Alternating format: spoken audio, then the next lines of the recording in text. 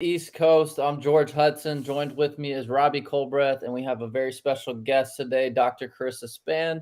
We're going to be talking about real estate investing and how to expand your portfolio and new things you can do to invest for the future. If you're tuning in with us live, go ahead and drop a flex emoji. Tell us where you're tuning in from. Go ahead and comment, like, subscribe, and we're going to go ahead and get started. Robbie, how's it going today? Man, everything is going great. Great to hear from you, George. It's great to have the Dr. Carissa Span here. Let me tell you guys something. This is one of the most brilliant, most accomplished, most intelligent women you will ever meet in your life. This is real talk. I had the privilege of meeting her almost 20 years ago, and she helped us with a church plant, Hashem International Ministries at that time, and she just started to grow and learn and grow. And I had the privilege of watching this lady just evolve into something absolutely amazing.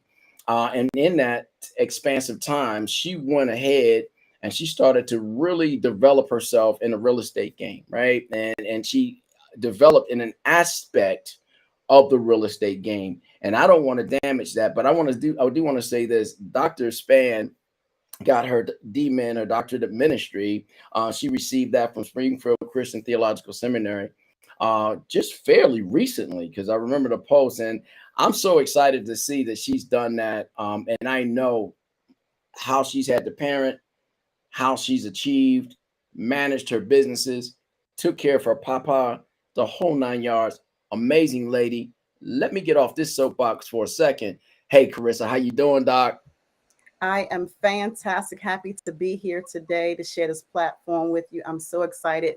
I'm super excited to share with your audience today. Thank you so much for having me. Hey, George, good to see you. Good to see you as well, man of God. Shabbat Shalom is what some people would say on the Sabbath. So we're going to say that, and we would come back and say Shalom Alachim. So Alachim, which means peace to life. So anyway, with all that being said, now tell me, Dr. Span, how long have you been in the real estate game? How long has this whole journey been for you?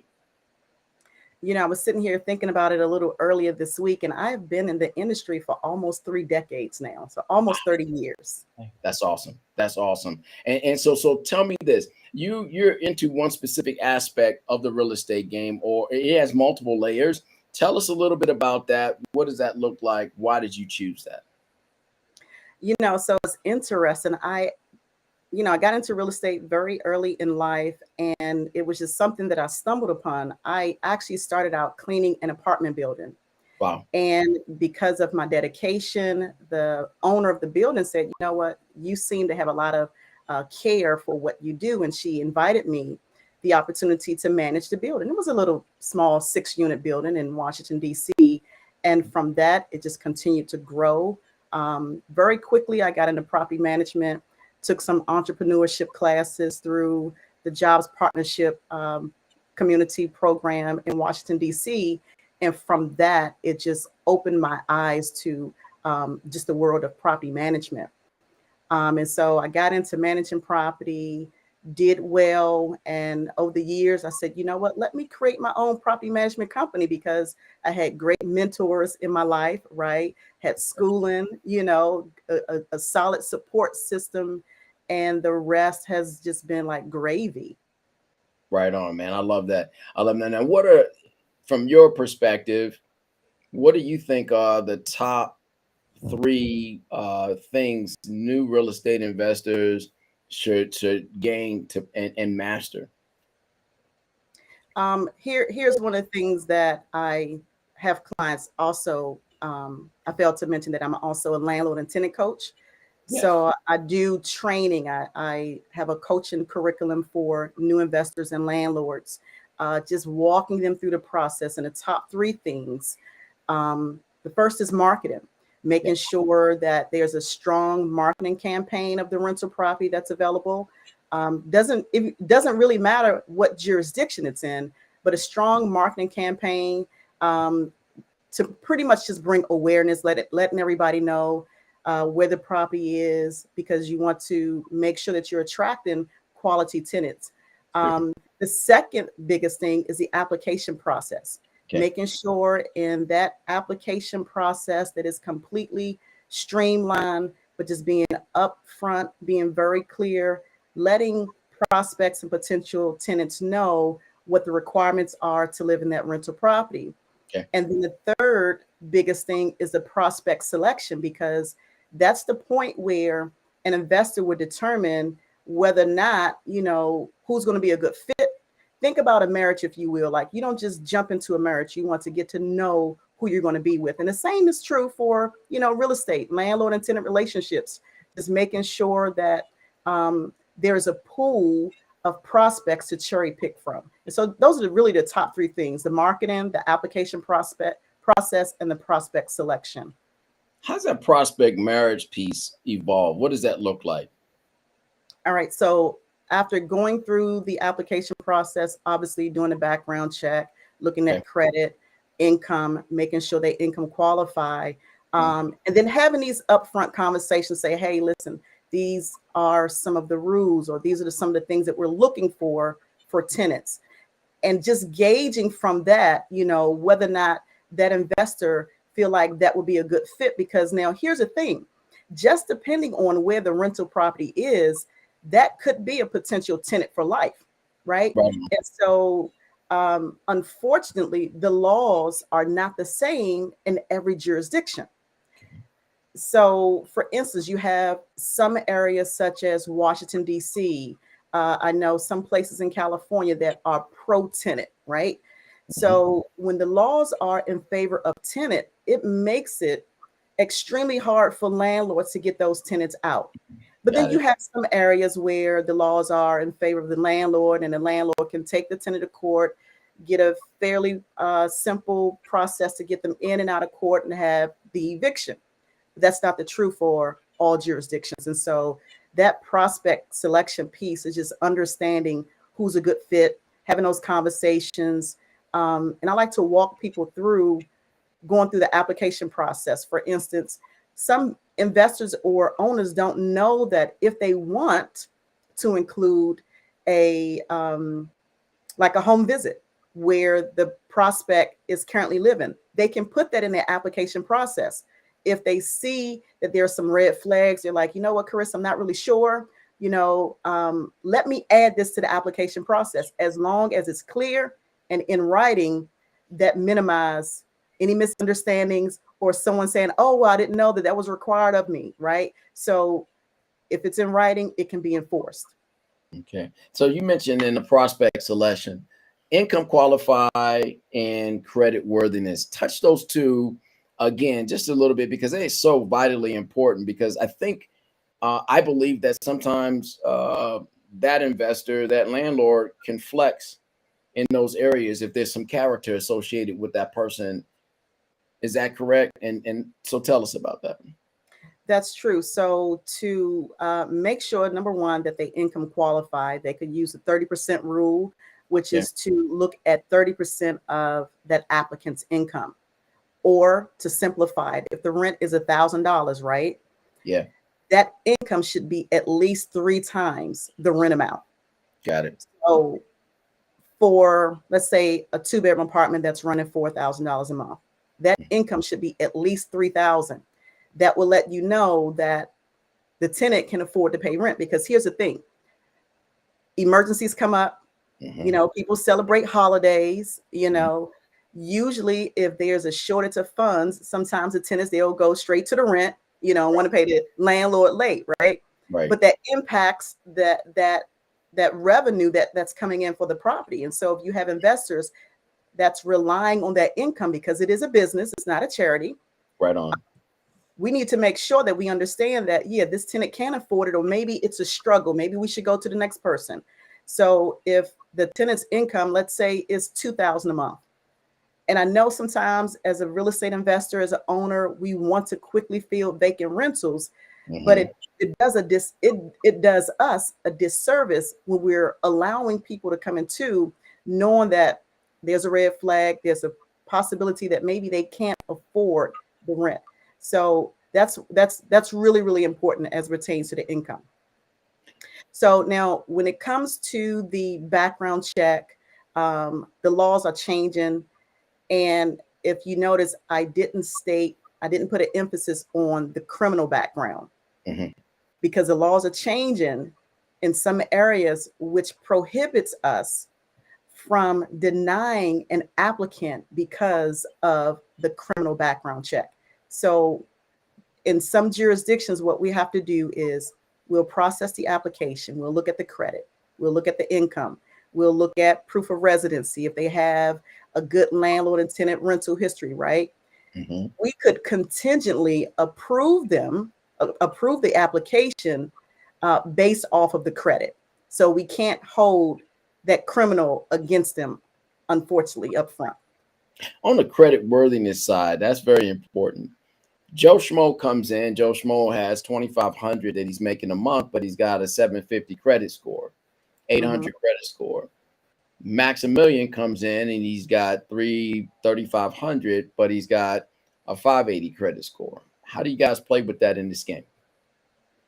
Well, it just depends on when we go through that application process, or when an owner goes through that application process, if they're comfortable, right? I always put an emphasis on who can afford it. Okay. Some people will use a sliding scale in terms of the credit score.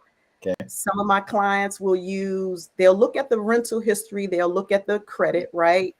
But some of my clients will say, well, Carissa, I don't really care that they haven't paid their medical bill, or if they have unpaid student loans.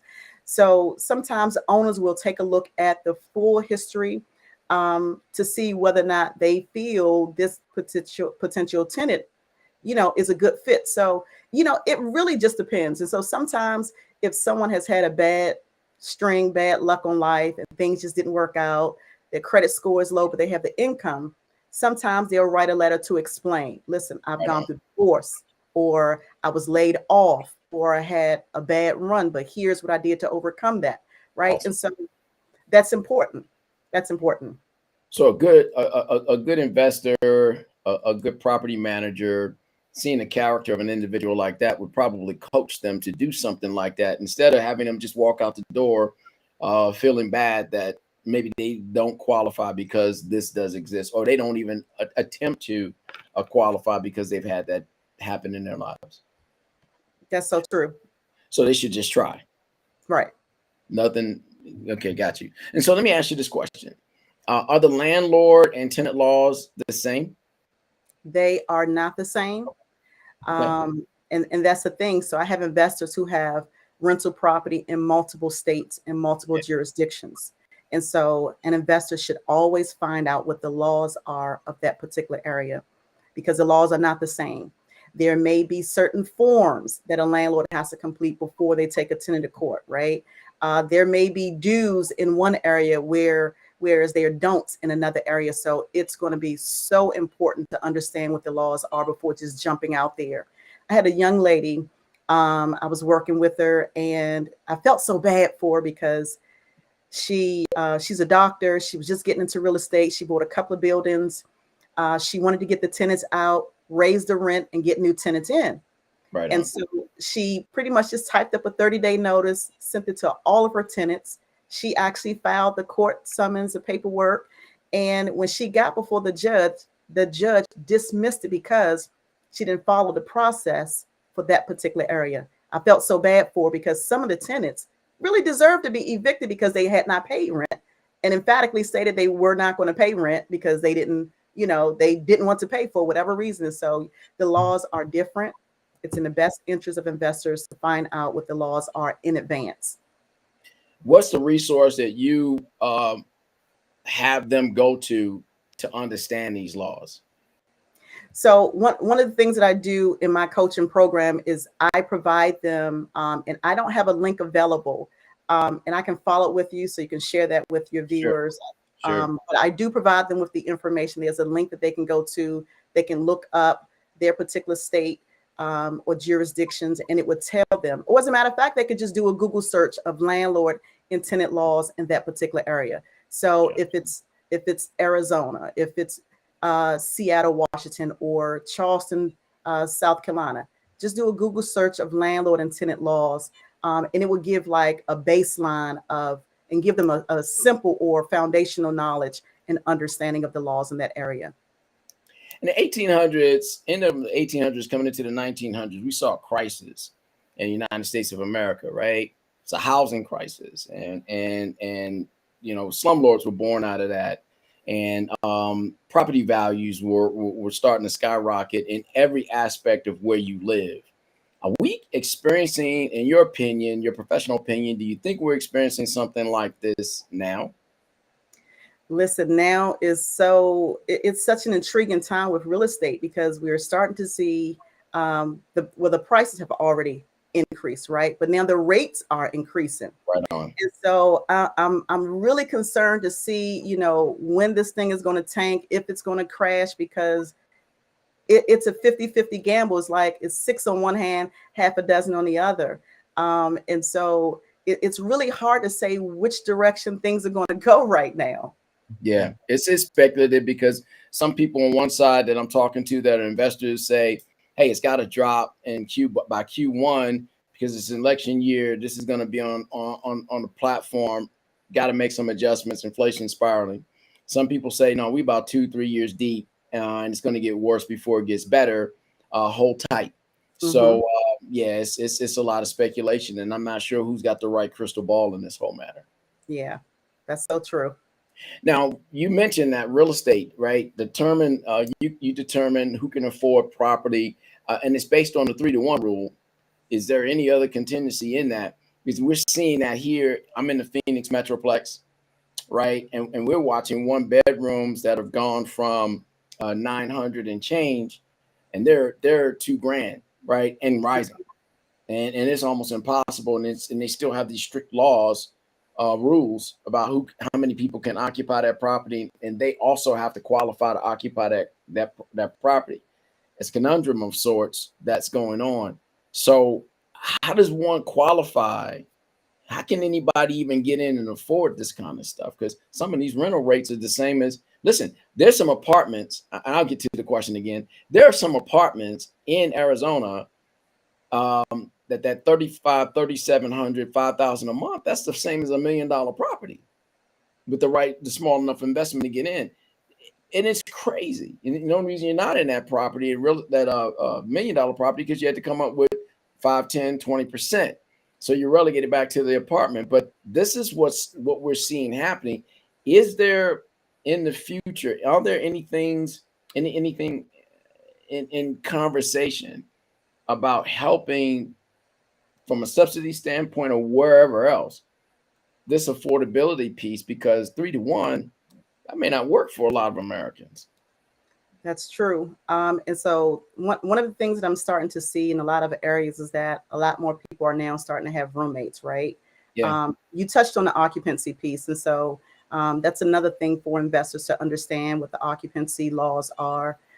Usually it's 2 per room, 1 in the living room, right? And so that's the way that a lot of people are going. In some areas, people are opting to give up. Renters are opting to give up maybe a car to make sure that they have housing. So here's the thing. So I'm in the DC metropolitan area, and the rents, even in this area, have been through the roof, right, for years, and they're steadily climbing. But the thing about housing is that people need a place to live. Everybody needs a roof over their head. And so investors and landlords, savvy investors, they understand it. So they don't really care, and usually the market will drive the price. And in the market where the rents are climbing, unfortunately, renters are having to pay that price. So we're starting to see, for those of you who are familiar with like subsidy housing programs, if you follow HUD, follow affordability, affordable housing, the government has put a lot of money in the rental community for affordable housing by way of vouchers and project-based vouchers to kind of offset the need for, rental assistance. And so we're seeing a lot of that. I think we're going to see a lot more of that. And even with affordability, who determines what's affordable? 100%. So what do those vouchers look like? Just so people that are out there listening, people that are going to listen later on, 1, is there a link to access that data? 2, and what do those vouchers look like? How do they operate? So to get more information on the vouchers in each particular state, I would suggest that you all, or the visitors, your viewers, will go to HUD website, HUD.gov, HUD. That's Housing and Urban Development. Go to their website, look up affordable housing, or you can look it up by state. And in each state, sometimes there's a listing of housing service providers that will provide these funding, subsidy funding in that particular area. So vouchers are, it's a way for the government to help subsidize the rent. The rent is usually 30 to 40% of a family's income. So let's say you have a family, doesn't even really matter what the income is. They could be working, they could be on fixed income such as TANF or Social Security, retirement, right? The government will look at 30% of the family's income. And let's say if I gave an example of an apartment of, let's say, 1,000 or 2,000, right? The family who's on a fixed income, their rent may be 100, or let's say $120. The government will subsidize the rest of that money for the rent each month. And even in those voucher programs, there usually is not a time frame of which a tenant could participate in a housing program. As long as they are in need, and usually they'll have to recertify every year, and that's to determine whether or not they're still eligible to remain in the program. As long as they remain eligible, they could be in that program for years. And I've seen some families on the program getting assistance. They have kids and their kids have kids. There is no time frame that they must exit the program. So I think the federal government is recognizing that there's such a need. So we're going to see more funding as it pertains to vouchers. That looks like a Clark Kent version of Section 8. Yeah, it is. It is essentially, it parallels with the Section 8 program, and usually it's the housing authority that will oversee those vouchers as well. So there must be some rules and regs that go along with that as well. So all of that will be outlined, detailed. They can still find that when they go out to HUD.gov and go into that affordable housing, so they can see how that works. So actually, in actuality, there's a lack of information flow out in the market space, because it had more people known about this piece, and that now gives them access to that money that's just sitting out there underutilized, that can be put to great use for their benefit and their family's benefit. That's so true. And so if you have anyone, if you know of somebody who is in need of housing assistance, maybe look up the housing authority in that particular area and inquire about project-based vouchers, PBV, project-based vouchers. That's what it's called. Project-based vouchers. Got it. Now, investors will be excluded out of this, correct? No, they wouldn't be excluded. So if an investor has rental property, they just want to make sure that they contact that housing authority to say, hey, housing authority, listen, we have 1 bedrooms available. We have 2 or 3 bedrooms available for your clientele, your population, and get on their list if there is a list. But just letting that housing authority know that there is housing stock available, because you have some areas where there are a lot of families with vouchers, but they don't have landlords that are willing to participate. So I think that there's a need for more marketing to invite investors and landlords into the program, or to give them that information. This is savage understanding. Unlock, unhinge, unpack, right? If anybody's listening right now and say, I don't have a place to live, I can't afford this. Now this thing just got completely crushed, right? Because that avenue for affordability is resting right inside of the government. It has nothing to do with party, it has to do with effort. And so you expend the right kind of effort to get into that space, to find out what's needed for you to do this, find out which apartments are participating in that, and or help the apartment that you'd like to become a part of get that, so that you can get in. Now, how long is that process from what you know, from start to finish? 1, from the property itself, and then 2, from the potential prospect for leasing? So getting into the program is the most important thing. And that would just depend on if there's a waiting list, and if there are vouchers readily available, right? So, but once a family has that voucher in hand, it's just a matter of them finding a place, them contacting the landlord, having the paperwork completed. There's usually a process for the paperwork to be submitted to that housing authority or to the agency that's overseeing it. It has to go through an inspection process. Usually they'll have an inspector that will go out, make sure the place is decent, safe, and sanitary, and then lease them up. And so with the voucher in hand, usually it shouldn't take more than 60 days to lease up. So in reality, these vouchers are for upscale, low scale, any scale properties, correct? That's correct. And really, technically, anybody can apply for this and win. Anybody could apply. Single parents, seniors, young, no kids, 100 kids, doesn't really matter. As long as they income qualify, they meet all the qualifications, anybody could apply for this housing opportunity. This is championship information right here. And that means there's some hope that was just born into somebody's consciousness by just listening to this broadcast today. And so they have an opportunity at winning. They just have to let go of their own mindset and realize, hey, there are ways, there are avenues out there. Are you a resource? Have you made yourself available as a resource by service cost or otherwise for people to chime into what you're doing and chime into that knowledge and you to direct them? Are you available for that or no?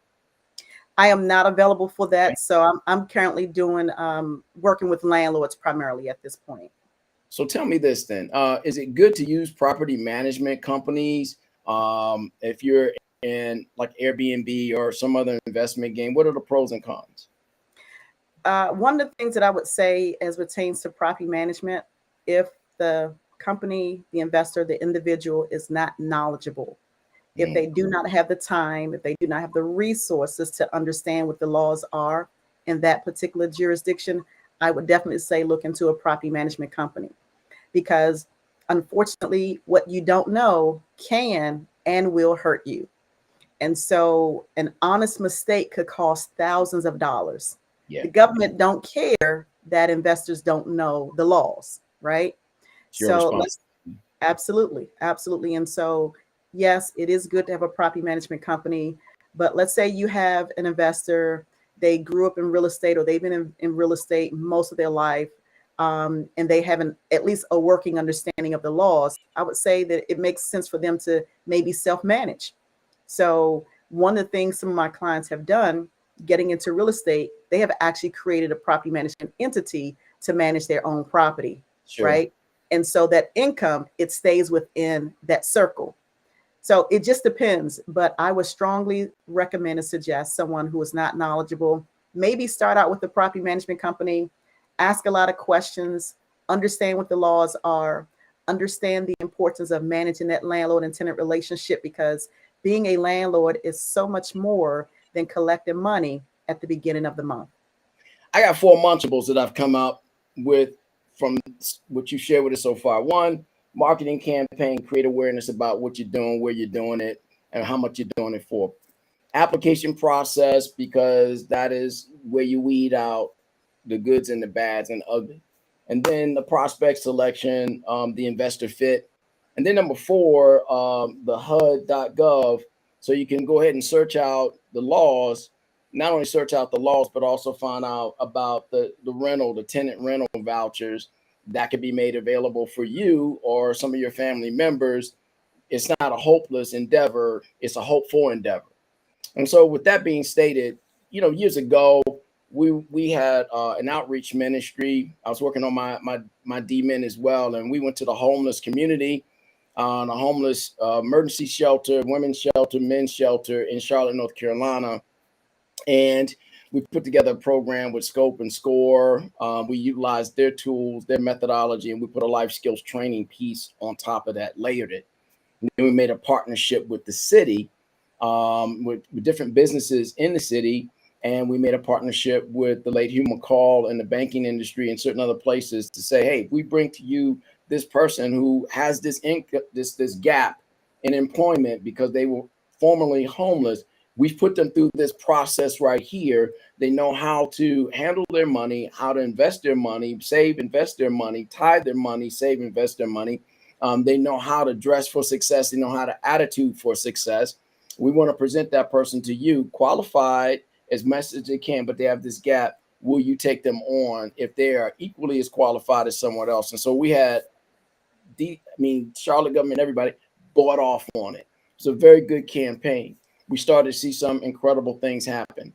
We gained access to Section 8 in this one particular community where we were able to house multiple families. And when we were helping to house those multiple families in a partnership with other churches at that time and other people who saw what we were doing, we were able to fill their houses up. These are townhomes, 2-floor townhomes, 3-bedroom. We would fill them up with furniture, fill up their cupboards, put refrigerators in there, and we had these pianos.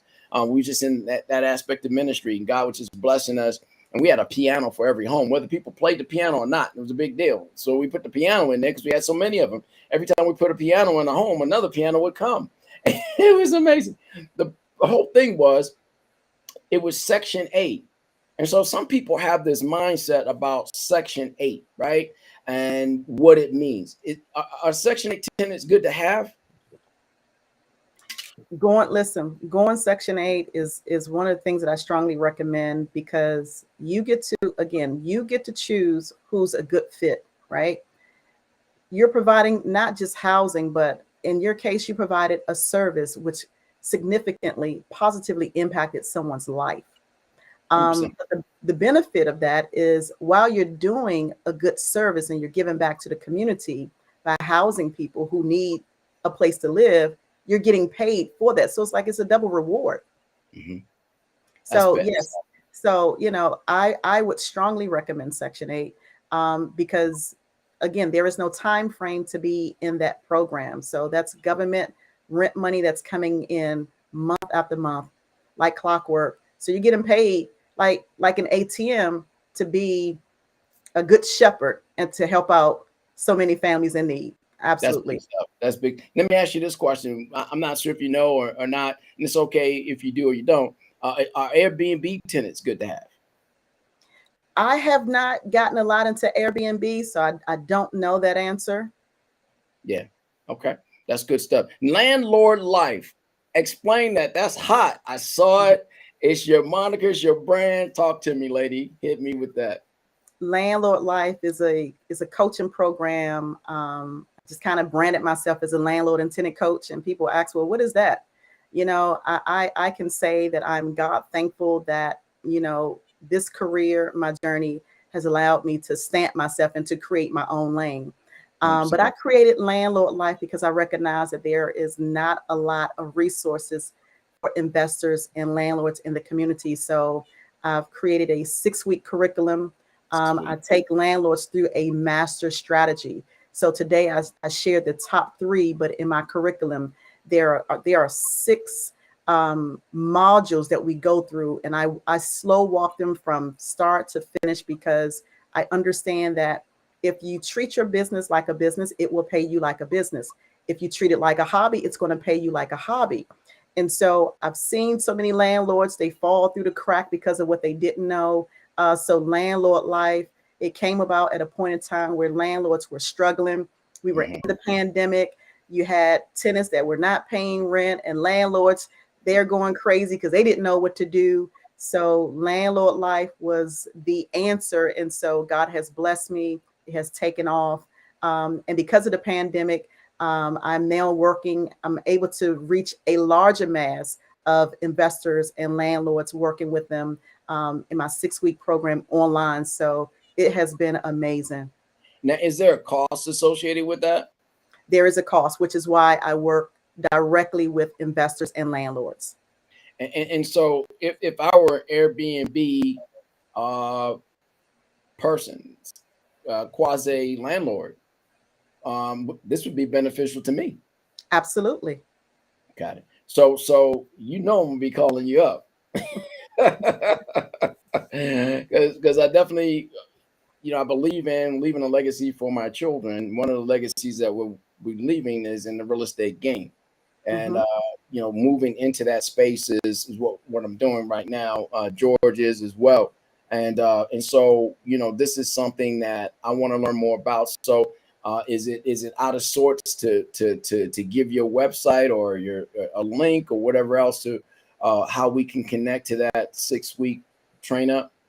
Absolutely. So that website is Landlord Life with a Y, landlord lyfe.com, landlordlife.com. Got it. So everybody listen. So we got 5 Munchables right here. Stop playing around. Get your pen and paper. Write these things down. First of all, there are actually 6 components to this landlord understanding. However, the Munchables that were given us today was marketing campaign, create awareness around what you're doing and what you're trying to do. That's going to help your branding. Application process, so you can know who you're dealing with, and then go right into your prospect selection, that investor fit. And then number 4 was the HUD.gov to learn about landlord laws. Also learn about the rental vouchers that are out there to assist you as an investor / you as a renter. And then number 5, Landlord Life, LandlordLyfe.com, where you can go through this 6 week train up, right? Where you will learn, especially those that are venturing into that Airbnb space, learn about what you don't know. Don't assume that you're getting all the answers from wherever you're going through, because like she said, that one big mistake, that one well-intending thing that you did not address could be the very thing that nips you in the butt and cost you the money that you just made off of that investment. So those are 5 Munchables. Just review the whole thing again. Listen, Dr. Span, got a question for you, right? If you were to sum up in the context of what we're talking about today on this broadcast, the theme for today is let go to win, let go to live, learn, grow, and win. Take what you just gave us, think about your life and your journey, and give us a big, giant Munchable to close this segment out. Listen, wherever you are in life, despise not the day of small beginnings. Doesn't matter your geographical location, doesn't matter what your background is. Just take a leap of faith, have a plan, have a goal, have the wisdom and the knowledge to execute the plan, and you'll soar high. You're amazing. Love you, sis. This lady right here helped me plant Hashem International Ministries in the DC Metroplex. A great leader, a better leader, a phenomenal leader today. And we just been blessed. I got some major takeaways. Hopefully, you guys got some major takeaways. Put these things to work. Get on that website. Get on that landlordlife.com. Make it happen. Don't guess. Don't speculate. Learn. Get on that HUD.gov. Investigate. Do your prospect selections and your application process and your marketing campaign. Just invoke those things in everything that you do, right? Because you're protecting the brand yourself. You're protecting the brand if it's your ministry, your church. You're protecting that brand, and these things still apply. Just make them apply for whatever you're moving into. This has been invaluable. Hey, Dr. Span, the Dr. Span. I call you the Dr. Carissa Span. Would you be so kind as to privilege us by joining us again in the near future to come back in and just talk about some other aspects of this real estate game? Absolutely, I would love to. It would be a privilege. George, talk to us, man. Tell us something, baby. I think it's a great resource. I didn't say much or anything at all just because these are things that people don't teach about in school. People don't teach about even in college. These are things that pioneers like Dr. Span are helping other people take advantage and utilize the resources that are at play. And I think it's a great thing. Just that people are venturing out, paving the way in that industry. And you mentioned not having or realizing that there aren't resources for landlords and tenants to utilize, like all the government funding, all the vouchers, all the benefits that HUD offers. So it's really cool to see, for people that need those things, to have the resources to utilize those. And if they don't have housing and they're looking for housing, then I'm sure it's very, very beneficial for those that are really in need. Good stuff, man. This is good stuff. Hey, Dr. Spann, always a blessing. We'll be in touch. Yes, sir. God bless you. Thanks so much for joining us today. All right. Hey, well, listen, to the rest of Savage Will, we got another piece. We're gonna dovetail off of the nugget she just delivered to us, and the wisdom that we've been able to gather. In this episode 23, this whole thing was about we can let go. We can let go to win. We can let go to live, learn, grow, and to win. And here's a pro tip for living. If you're awake today and you've heard this and you're hearing this, get off the treadmill of yesterday. Man, the treadmill of your yesterday is grinding you to a pulp. It's messing your mind up. It's messing up your dreams. It's messing up your hope. Listen, whatever you were doing yesterday, a week ago, a year ago, if it's not feeding you, if it's not serving you, if it's not putting Gooby dust in your pocket, if it's not helping your mental man, if it's not helping your spiritual person, if it's not helping your financial and your physical body, let some of this stuff go. Start to phase it out your life. You got to be able to release some things. The problem in that area is that familiarity, it not only breeds a contempt for new things and for growth and for transformation, it also supports fear. Because in a familiar space, you've been doing something a certain way for such a long period of time that you believe this is right. We just traveled to the DMV, DC, Maryland, Virginia last week, celebrating wedding anniversary, the whole 9 yards. So when I got off the plane and we picked up our rental car, on this initial part of the journey, I was heading towards my nephew's house. And then heading towards my nephew's home, I knew this old way of getting to where his area is. However, the roads had completely changed. And what the GPS was trying to do was take me through these other roads. And I said, no, this is not how this thing works. This is a more direct route. However, I had not been there in a decade and a half on that route at all. And so what I thought was a direct route was no longer a direct route. And I started down that line and ended up to a detour. So we reprogrammed and put in the GPS again and started to find the way to his place, which was actually faster, but it was on a different route altogether. And on being on that different route altogether, I said, you know what? This old part of the journey just really drives home this messaging that we're going to talk about this weekend. Let go to win. I had to let go of a familiar way of getting to an outcome, an output. It was no longer working. It was no longer serving me. There was a new route that I could take. I had to get off of my hamster grind in order to get to where I needed to go. And found that in this whole transition, when we got there were some roadblocks to certain things that we were trying to do, temporary roadblocks. But because I realized that I had to let go of something in order to live and learn, to grow and to win, I set my mind immediately to that. I didn't have to wait, delay, figure nothing out. I set my mind to letting go of what didn't work for me before. That lesson alone was enough for me. I didn't need another lesson. And so when certain things started cropping up, instead of getting frustrated and agitated with these things popping up, my determination was, we're going to get there. We're going to get it done. And I left it right there.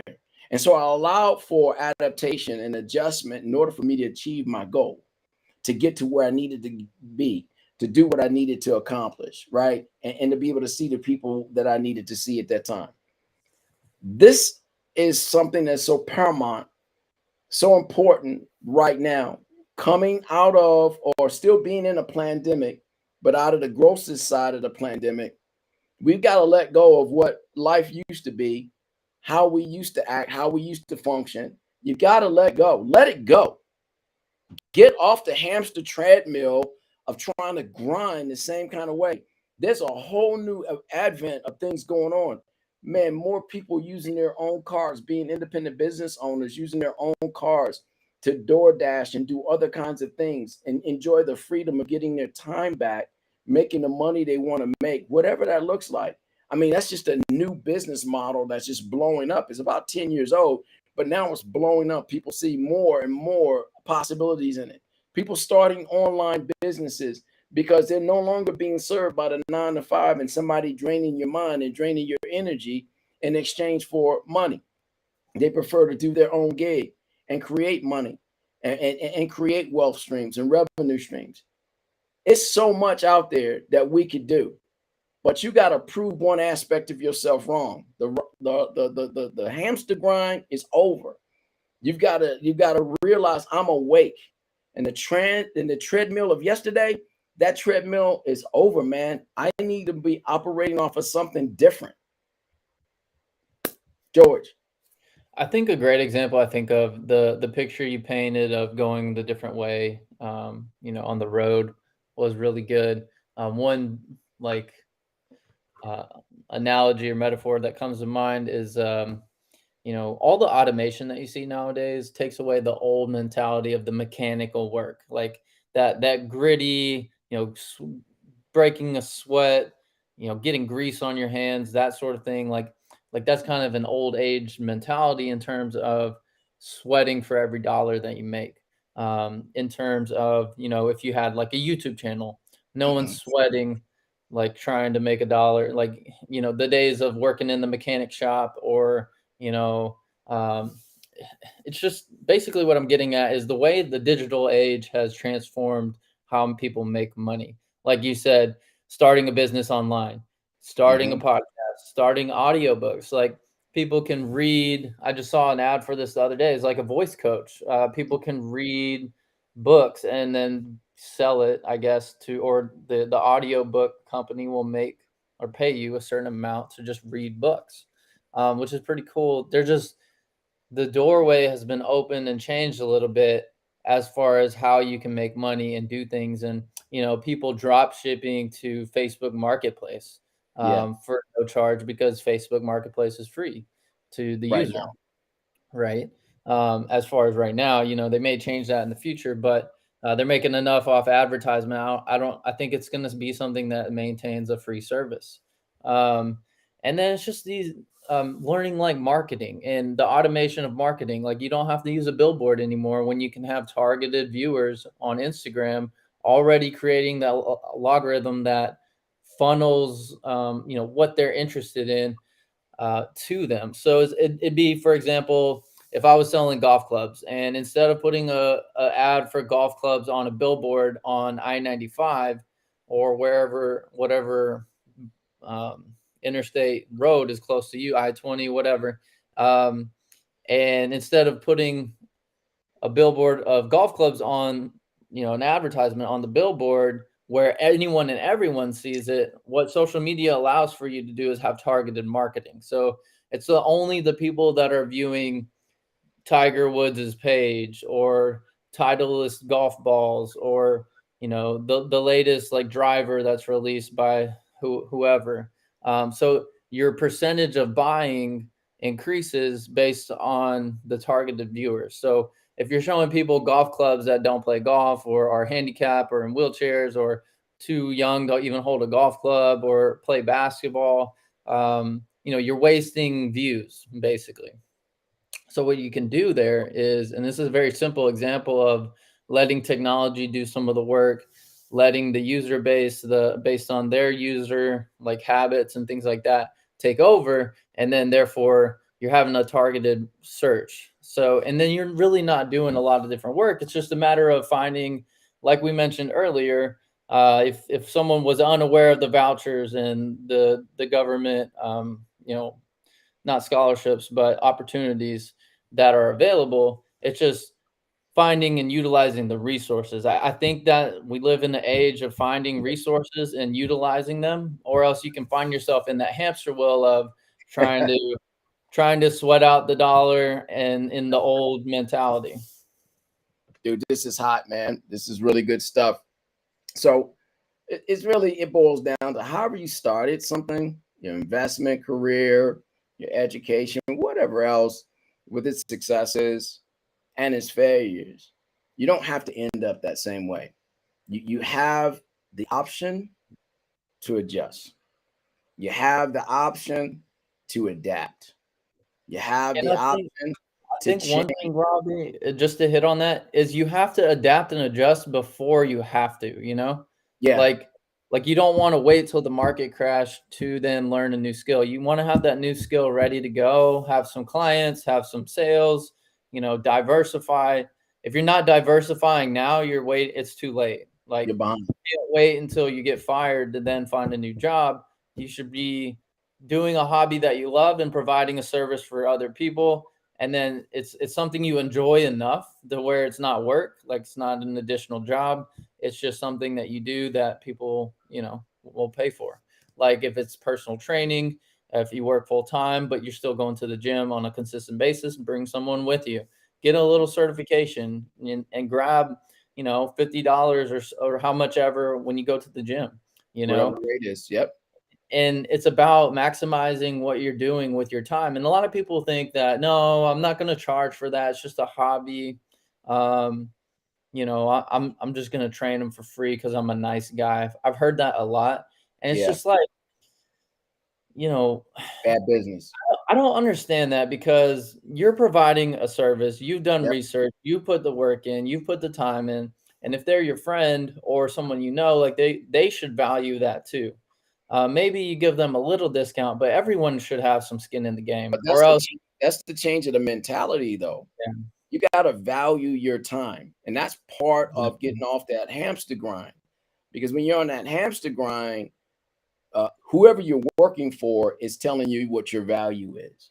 They're Very true. compensating you according to what they view your value as being. But when you change your mindset about what your value is, first to yourself, well, for me, it's first to my God, then to yourself, my family, then things start to come. That's that algorithm that you're talking about in a whole different perspective. Now things start to align. Yeah. And I start to grab a hold to what is that thing that makes me happy to do for other people, like working with homeless people and helping their lives completely change. May not ever see them again, but to know that their lives have been completely changed. They're not on the street. They're not in the shelter. They're not in the emergency shelter. They're making things happen. That's exciting to me. So that's not work, you know, Mm. and we can tag it as ministry, and there can, and I'm compensated to do that in various places. But at the end of the day, that right there is a change in mindset. That's something I'm doing on a regular basis. Savage Will, Yeah. unhinge, unlock, get untethered, get unpacked. So much good stuff on the inside of you, but you don't know what that is until you begin to explore what these things, these possibilities, these things that make you happy, that you keep going back to, you keep gravitating back to, but you keep trying to attach a 9 to 5 and somebody Right. else's validation to. So you got to change your value for yourself, your time, for Mhm. your own mind, for your own creative genius. Dr. Span was just on our program. I watched what she did. I watched her evolution, the crisis she went through, and then she re-engineered herself. She gave herself an incredible makeover, and she kept moving in that, and she just kept on repositioning herself, and door after door after door began to open up after she went through the process. And she got to go through the process as we all do. But now she's successful. And Now I think she's the great part is she wasn't a success overnight. no So it was cleaning that 6-unit apartment building, building. you know, taking responsibility and care for it as if it was your own. Like, obviously, that's not the final destination, just be a maintenance cleaner, right? So she could have been upset. She could have just like didn't care about her job. She could have just, you know, had a bad mopey attitude about things. And of course, like life is hard, but like you have to see long term. You have to see, okay, what's next? And that's about the Savage Will mentality is sometimes life sucks, but you have to remind yourself that, hey, this is temporary. I just have to Only get through temporary. this. I just have to get one more day, one more Yeah. rep.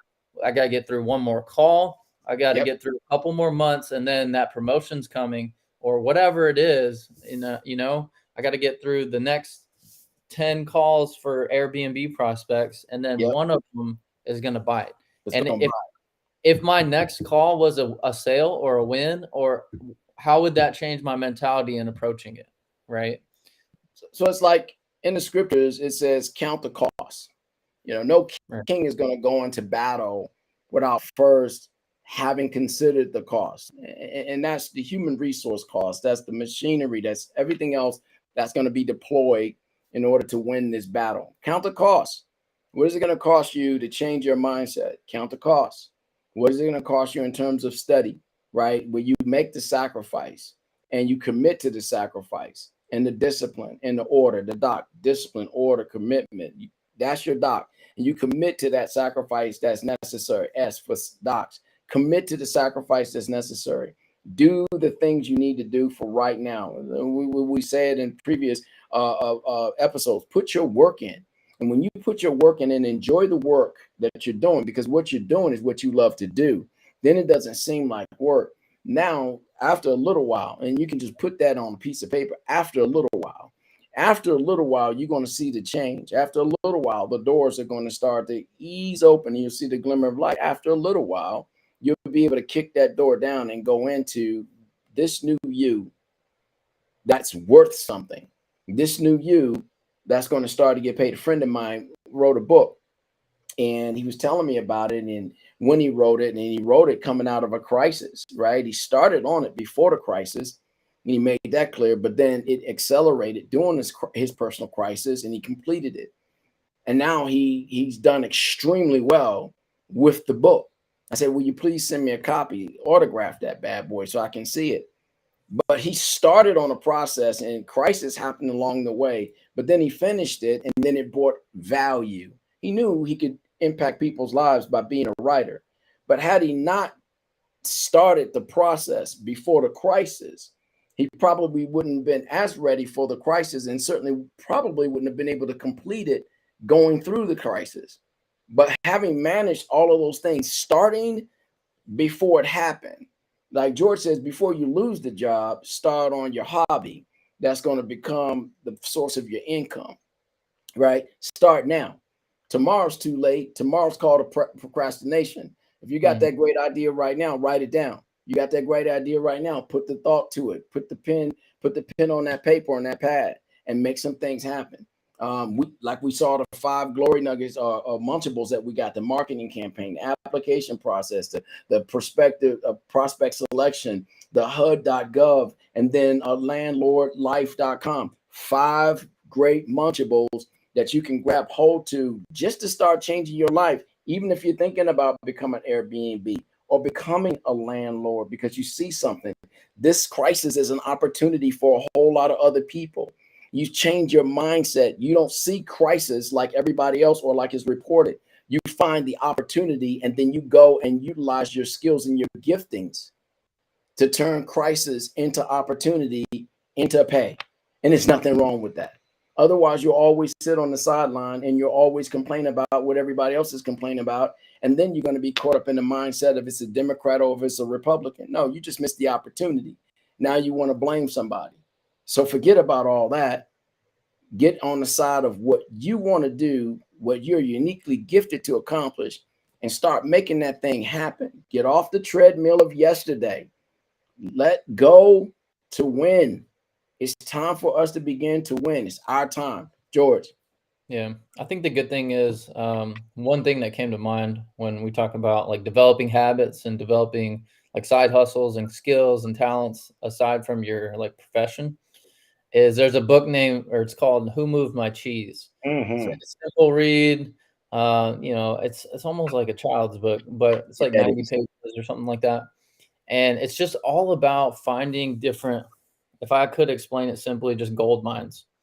In the book, it's like rats, they're running through a maze and they're looking for cheese. They find like a really big source of cheese. They just want to sit. There's like 3 versions of the rat. One just wants to stay there. He's scared because he's like, if he leaves, someone's going to take it.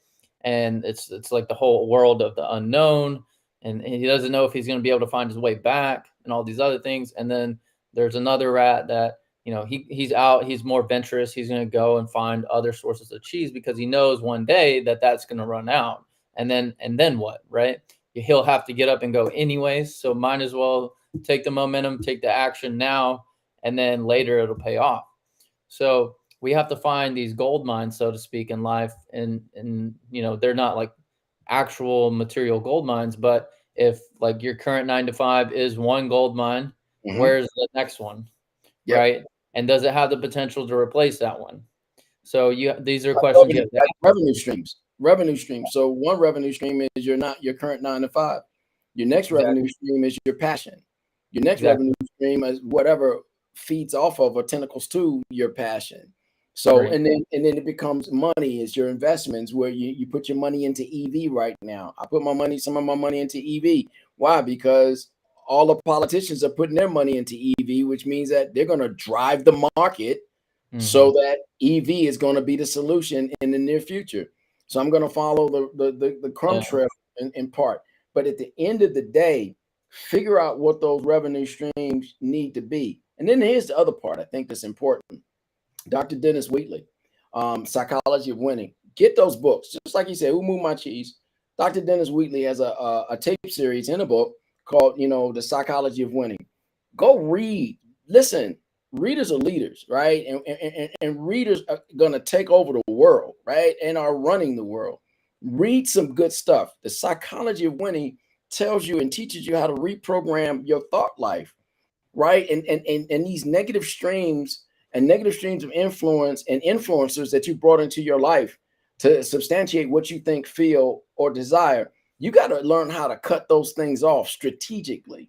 And in this tape series, this CD series, now on Audible, and this book, I advocate getting all of them so you can listen to the Audible, you can read it, right? And whether you're in your car, listen to the Audible, or at home, and you can read it so you can underline and write down your aha moments that are born out of that. Man, it'll change your mind. It'll change the game.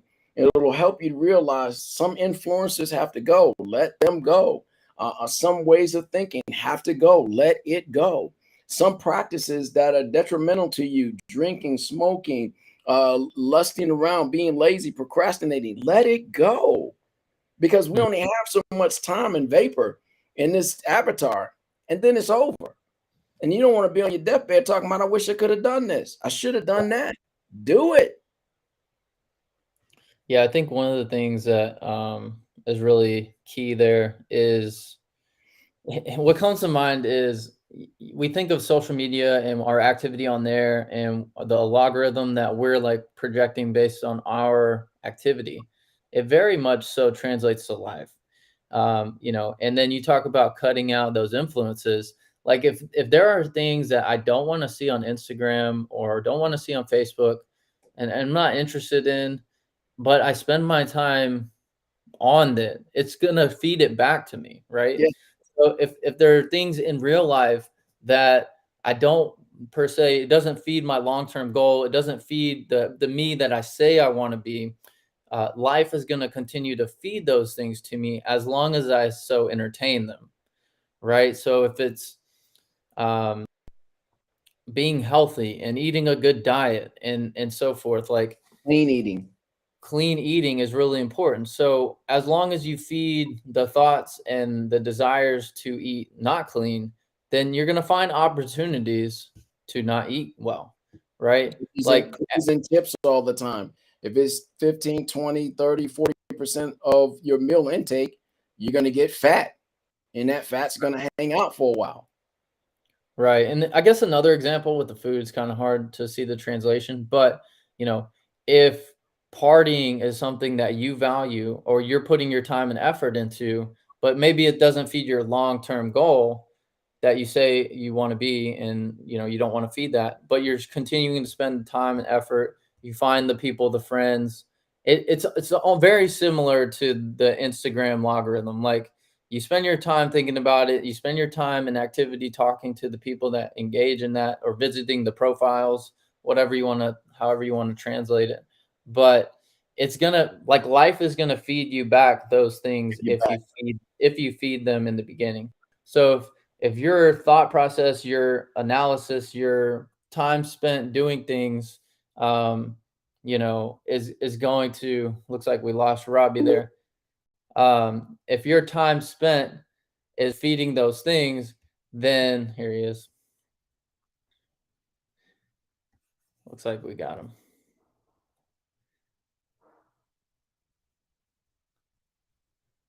Oop. Just to finish the thought, if your time spent feeding those things is still happening, you're going to get more feedback in life from those avenues that you say you don't want, in quotes. Robbie, it looks like you're here, but you're not here. All right. Let's see.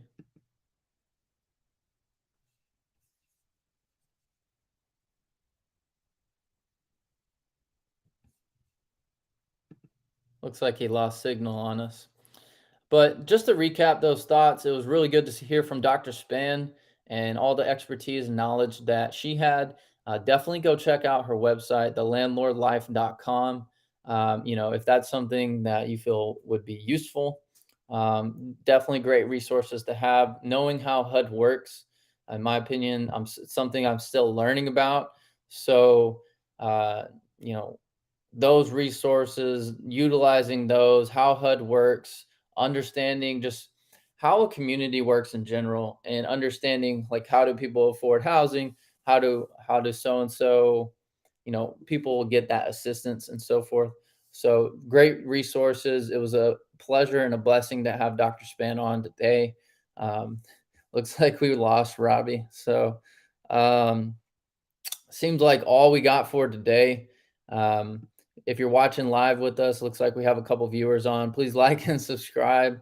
Definitely be back here at 11:11 on Saturday, and go out there, spend some alone time, really think about what other hobbies, what other income streams, what other expertise you can tap into to unlock, untap, unhinge, and become and develop that savage will inside of you to where you're eager to grow, you're eager to learn, you're eager to continue on a path of getting closer and closer to being autonomous over your life, the having a grip on your finances, eliminating debt. It just allows for us to be more free, and freedom provides opportunity, freedom provides options, in a world that seemingly is continuing to grow more and more narrow in terms of options and flexibility and finances and those sorts of things. So it's really time to buckle down and value the things that are really important to us. And part of that is allowing us to have that time to give back to our family, friends, community, and so forth. So the more financially secure we are, just the better. The more we can just take a deep breath. Everyone has been there in terms of having the tight bank account, having the tight, not knowing if your check is going to bounce, or not knowing if the swipe is going to go through and be approved. But um, definitely just sit down and analyze, like, hey, what are some interests that I have, and how can I provide a service to people? So we're going to go ahead and head out for today. I appreciate anyone who's listening. Just go ahead and like, subscribe to our YouTube channel, Savage Will 1111. We are on Facebook at Robbie Colbreth, and then also on Spotify at Savage Will 1111. So go out there and tap into your Savage Will, and we will be back here at 11:11 next Saturday.